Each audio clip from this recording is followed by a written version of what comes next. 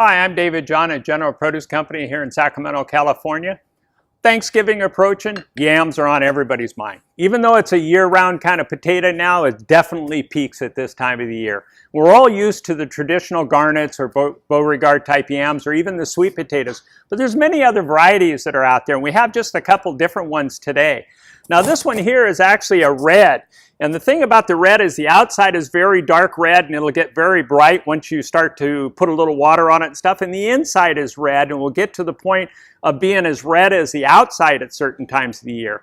And even though we kind of market this as a red yam, we're back to that yam sweet potato type thing. The true red yam is really a Filipino type yam that is not here in the U.S. to speak of. It's grown above ground. It's actually a brown outside and a real red inside.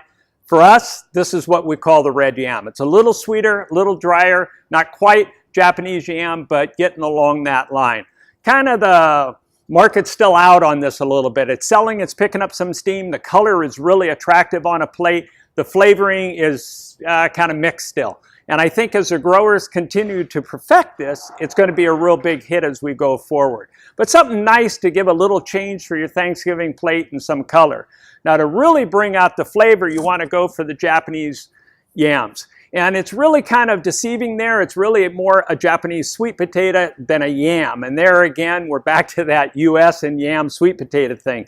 But the outside's nice and red. You'll always see it like the garnet. When you cut it, it's a creamy white on the inside. Now this is a drier meat. It fluffs up a little better. It's definitely sweeter. It's got a great flavor profile for it. So for doing a little slicing and sauteing and stuff, this works fabulous. Much, much better than the regular yams in my opinion. So for a nice change for Thanksgiving, try something different and pick out these Japanese yams. They're very good. The closest thing we kind of have to the Filipino type yam is the Okinawa sweet potato.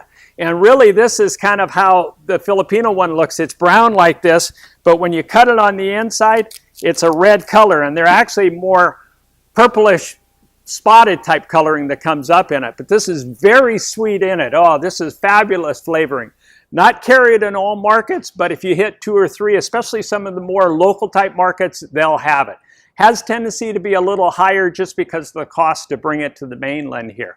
But for a great hit, serve something like this. I'll tell you, they'll wonder where to get it and they'll be hunting for it. So you have the red, the Japanese, Okinawa yam, something great different for your Thanksgiving dinner, and that's the Produce Beat.